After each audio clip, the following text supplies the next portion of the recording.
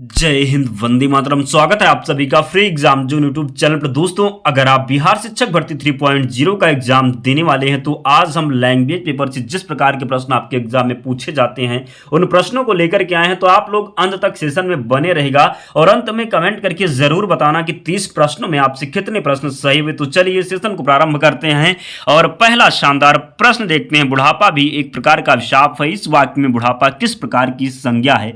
जातिवाचक संज्ञा है, व्यक्तिवाचक संज्ञा है, भाववाचक संज्ञा है, या फिर इनमें से कोई नहीं? तो बात कर लें बुढ़ापा की, तो बुढ़ापा जो है ये भाववाचक संज्ञा हो जाएगी। कैसी संज्ञा हो जाएगी?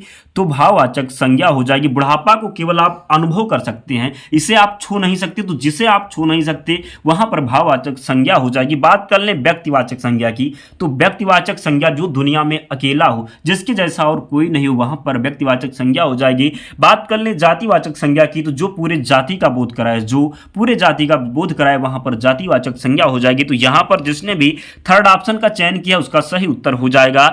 अगला प्रश्न है, हे प्रभु मेरी इच्छा पूर्ण करो, इसमें कौन सा कारक है? हे प्रभु मेरी इच्छा पूर्ण करो, इसमें कौन सा कारक है? अधिकरण कारक, संबंध कारक, संबोधन कारक, या फिर अपादान कारक? तो कई बार मैंने आपको बताया हे प्रभु, तो यहां पर क्या हो जाएगा? संबोधन कारक। हे प्रभु क्या कर रहा है? तो संबोधन कर रहा है, तो क्या हो जाएगा? यहां पर थर्ड ऑप्शन राइट हो जाएगा, संबोधन कारक हो जाएगा। बात कर लें कारक की, तो ये 8 प्रकार के होते। कितने कारक होते? तो 8 प्रकार के होते, ध्यान रखिएगा। अधिकरण की कारक चिन्ह की बात कर ले तो में पर, संबंध काकी के, अपादान से हो जाता है। अपादान इस प्रकार आपको ध्यान रखना, जहां पर अलगाव हो, डर की अनुभूति हो, तुलना की गई हो, वहां पर आप अपादान कारक लगा देंगे। लेकिन यहां पर हे प्रभु तो संबोधन कारक है, यहां पर संबोधन कर रहा है। अगला प्रश्न है, निम्नलिखित में से कौन सा शब्द पुल्लिंग है? आपको पुल्लिंग बताना है। 3 जो दिए हुए हैं वो स्त्रीलिंग है, एक पुल्लिंग है। पुल्लिंग का चयन करना है आपको।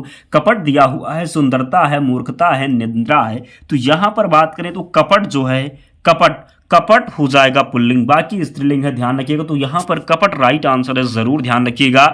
अगला प्रश्न है, किस वाक्य में अपादान कारक है?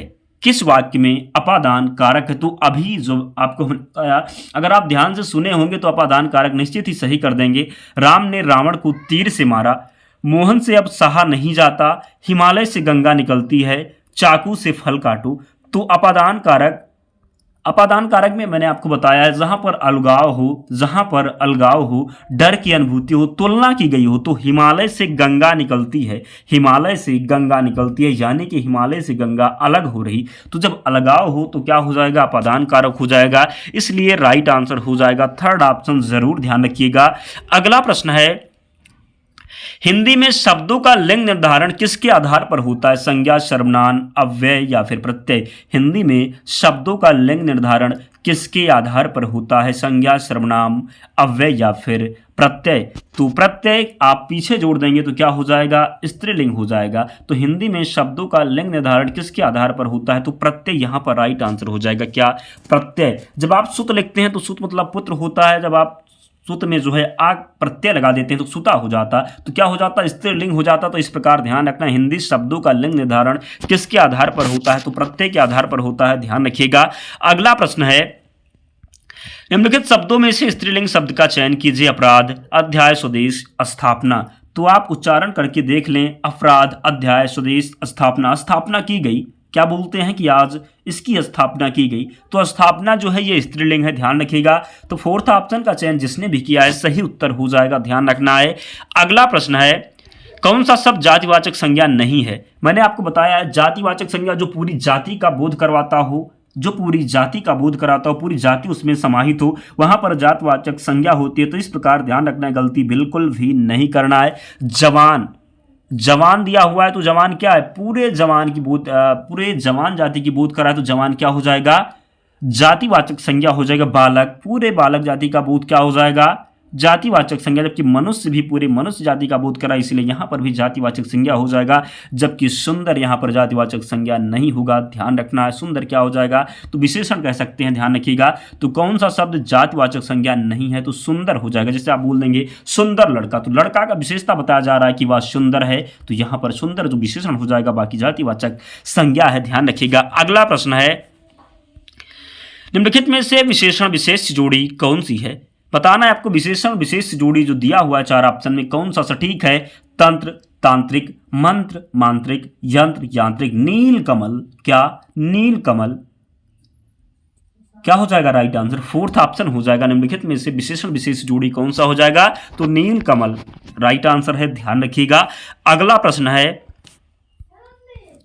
निम्नलिखित वाक्यों में से किस वाक्य में सर्वनाम का अशुद्ध प्रयोग हुआ है? यह स्वयं यहाँ नहीं आना चाहती, वह स्वयं यहाँ नहीं आना चाहती, आपके आग्रह पर मैं दिल्ली जा सकता हूँ, मैं तेरे को एक घड़ी दूंगा, मुझे इस बैठक की सूचना नहीं थी। तो मैंने आपको बताया हिंदी में जो ये लैंग्वेज है तेरे को मेरे को ये नहीं चलेगी। यहाँ पर आपको शुद्ध बोलना होगा, मैं तेरे को ये घड़ी दूंगा, ये गलत है, अशुद्ध वाक्य है यहाँ पर। तो राइट आंसर ये हो जाएगा थर्ड ऑप्शन, क्या हो जाएगा? मैं तेरे को एक घड़ी दूंगा, अशुद्ध लिखा हुआ है, ध्यान रखिएगा।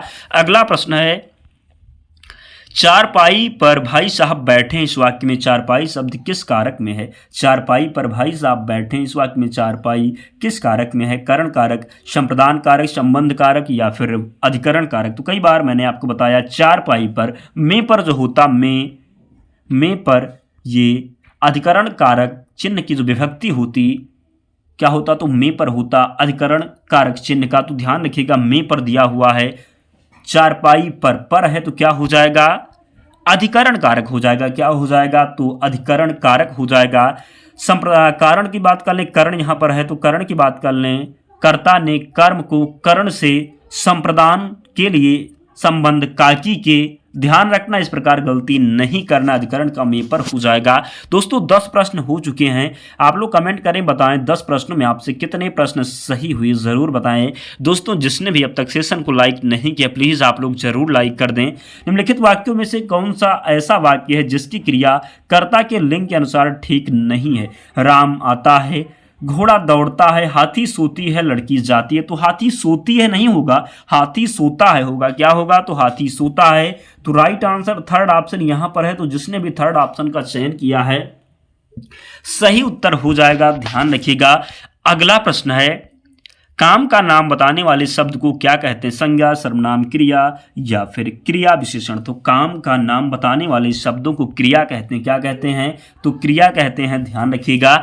अगला प्रश्न है, किस वाक्य में क्रिया वर्तमान काल में है? उसने फल खा लिए, मैं तुम्हारा पत्र पढ़ रहा हूं, अचानक बिजली कौन उठी, कल वह आने वाले थे। तो मैं तुम्हारा पत्र पढ़ रहा हूं, काम जारी है तो क्या हो जाएगा? वर्तमान काल हो जाएगा। मैं तुम्हारा पत्र पढ़ रहा हूं तो क्या हो जाएगा? वर्तमान काल हो जाएगा, ध्यान रखिएगा। अगला प्रश्न है, किस वाक्य में क्रिया सामान्य भूतकाल में है? उसने पुस्तक पढ़ी, उसने पुस्तक पढ़ी है, उसने पुस्तक पढ़ी थी, उसने पुस्तक पढ़ी होगी। तो बताएं आप यहाँ पर सामान्य भूतकाल का उदाहरण कौन सा है? तो इसका राइट आंसर की बात करें तो उसने पुस्तक पढ़ी थी, क्या हो जाएगा? उसने पुस्तक पढ़ी थी, सामान्य भूतकाल हो जाएगा। अभी काम हुआ है कि उसने पुस्तक पढ़ी थी, क्या हो जाएगा? तो सामान्य भूतकाल हो जाएगा, ध्यान रखिएगा।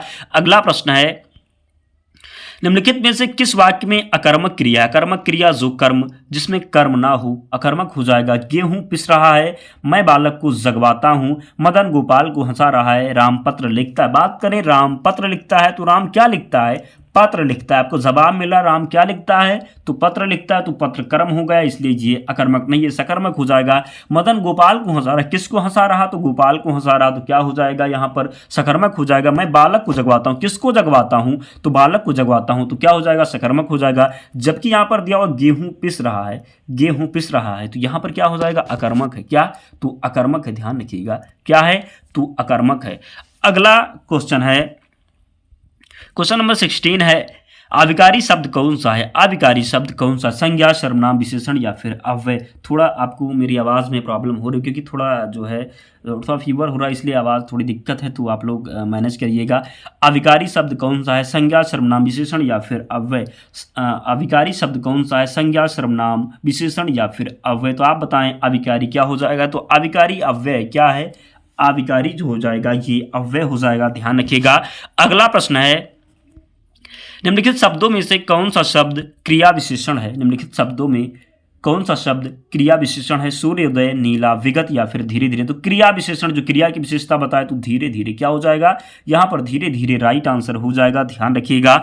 अगला प्रश्न है, किस एक वाक्य में क्रिया विशेषण प्रयुक्त हुआ है, वह धीरे से बोलता है, वह काला कुत्ता है, रमेश तेज धावक है, सत्यवाणी सुंदर होती है। तो किस एक वाक्य में क्रिया विशेषण प्रयुक्त हुआ है? तो वह धीरे से बोलता है। कैसे बोलता है? धीरे से बोलता है। तो राइट आंसर हो जाएगा यहाँ पर जो है क्रिया विशेषण का प्रयोग हुआ है, वह धीरे से बोलता है। ध्यान रखिएगा।